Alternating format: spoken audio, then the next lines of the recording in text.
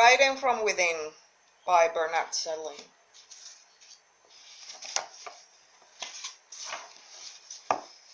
Writing from within, the language of intimacy. Writing from within is the act of exploring vivid moments of our lives from the point of view of the age at which we experience them, and then writing those moments with an intimacy of emotion detail that balances the outer world of actions, relationships, and events with the inner world of thoughts and feelings.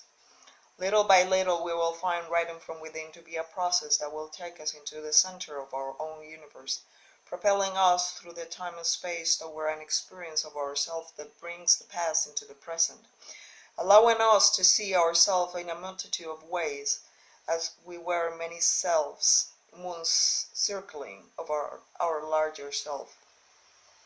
Exploring these all parts will help us uncover and deepen our sense of importance and worth. It will enable us to find our own authentic writing voice, to step out of the center stage of our lives, and to take our journey of self-discovery in an unusual direction. Using the writing from within approach, we will learn a process of storytelling that yields a mode of getting the truth of our experiences, which is different from what we could accomplish using other methods.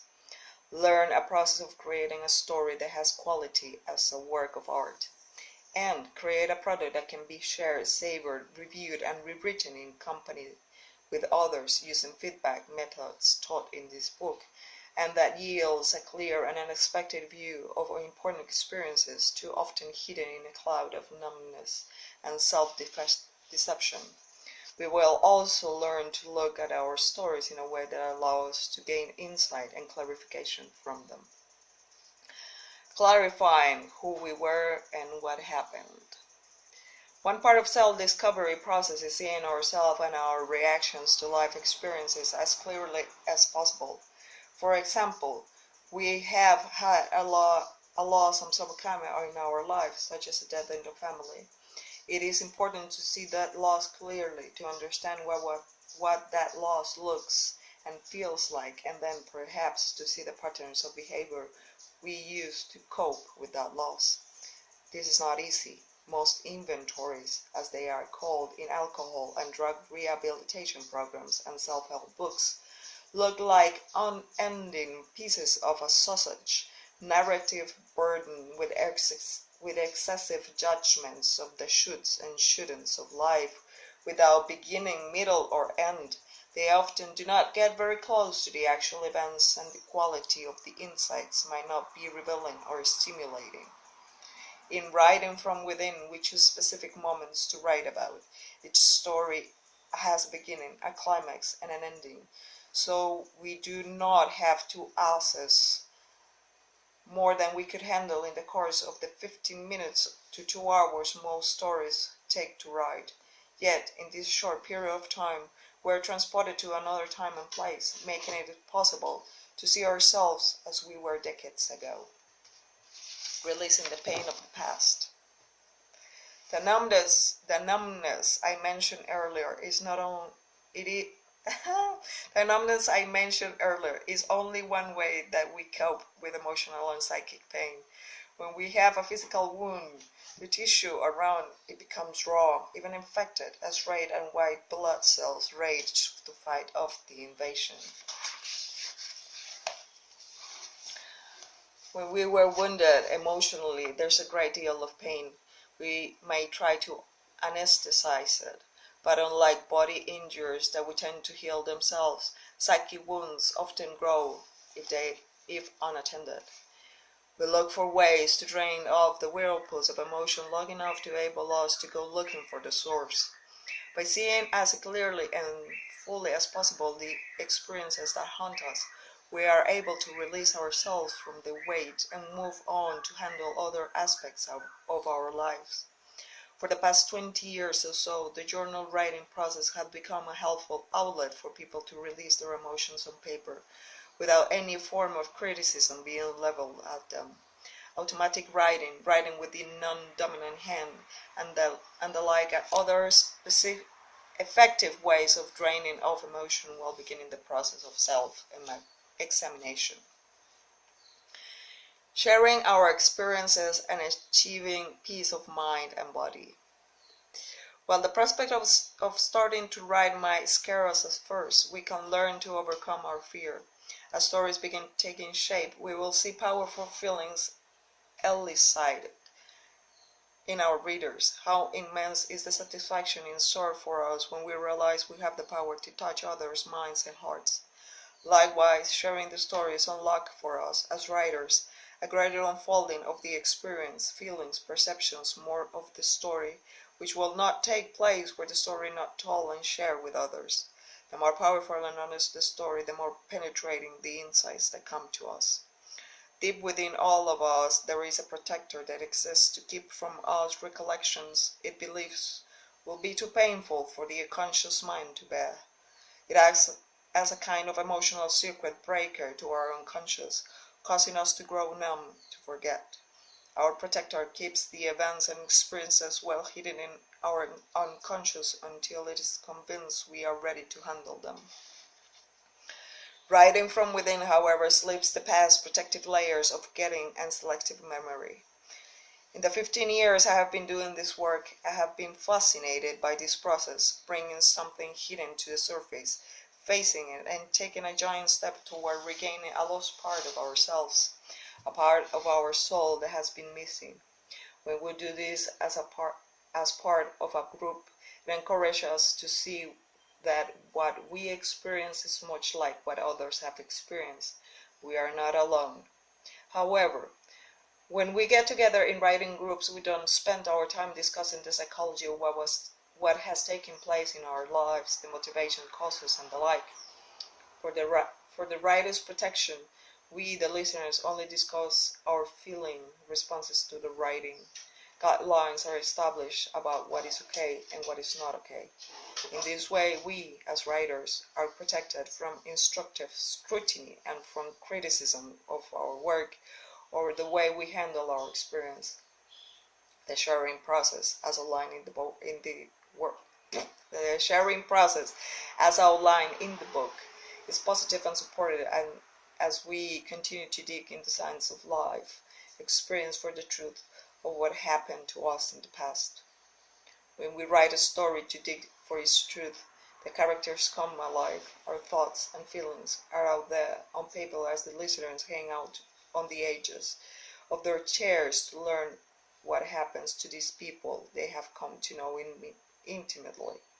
There is a great satisfaction in this. Our greatest pain becomes a substantial asset. Using writing as from within as a metaphor for moving toward wholeness. As a graduate student at the University of Michigan more than 35 years ago, I was introduced to a wonderful concept the 5th century Greeks had for creating and maintaining a balance among the various parts of the self as well as the universe surrounding them. This concept, kalokagatia, has stayed with me. I rest my 2 songs within the back of my mind, creating and maintaining harmony among mind, body, and soul. We might say that kalokagatia of a good story is harmonizing of the 3 fundamental elements: narrative, dialogue, and inner thoughts and feelings. Narrative is the holding of events in the world through time. Dialogue is the path by which we find and explore relationships among people, including ourselves, within that world. And inner thoughts and feelings are our deepest selves as writers, made visible to others, giving us a sense that we are completely present in this universe of relationships and unfolding time. As we allow narrative relationships and inward searching energies of our own thoughts and feelings to unfold and find a balance within each story, we also bring into balance our own life energies. In this act of writing and balancing, and we reinvent ourselves, we discover the kalokagatia, our balance of mind, body, and soul. This balancing is not as easy as we might wish. After all, the world might be a stage upon we are the players, as Shakespeare said 400 years ago. But for a great many of us, taking center stage is quite frightening. Our minds will distort recollections so that our fears are softened, our pain is pushed away, our anxieties are lessened. All of this is reflected in the way we write our stories, at least in the beginning. Some of us relate a story and leave out all sense of relation of the people involved and without including ourselves as writers in the picture. Others of us will write vivid dialogue, but without a sense of a story unfolding. Still, other of us will dwell so deeply inside our world of inner thoughts and feelings that we will appear to have little sense of relationship to the outer world or to the people in it. These unbalanced ways of writing create distance between ourselves and the event of our audience.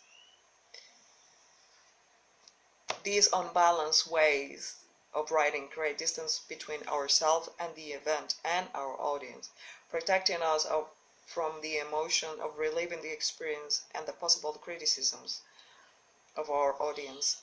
They relieve us from taking center stage in our lives, from reclaiming our feelings, and from gaining the spotlight that we deserve, but of which we are so afraid. Each step of the writing from within process will soften our fears and help us see and overcome the ways we create distance between ourselves and the life around us, both as we live ourselves and as we recreate it in our stories. Each step assists us in writing a more vivid story, but also help us move past anger and rage, hurt and numbness, confusion and forgetting, past the need to keep life at arm's length. As we begin to see these steps over and over from the story to the next, or from one draft of a story to the next, memories will begin to yield different versions of each event. We will begin to persuade our unconscious that we are serious about learning what really happened way back when, and rewriting becomes our primary tool for searching out more and more of the truth. This process of learning to use writing from within to create a more vivid story and to rewrite our stories to uncover more and more of the truth lures our energies away from our self-critic and toward our creator. We thus have an opportunity to discover a great deal about ourselves as we hold up the mirror and the ever-deepening story, asking, who am I in the mirror of this story? As we learn how to use the process of rewriting our stories to nudge to the surface more and more truth about events in our past, we set the stage for us to see life events with ever more innocent and inward-looking understanding, and to value ever more deeply the profound dimensions of our own creativity.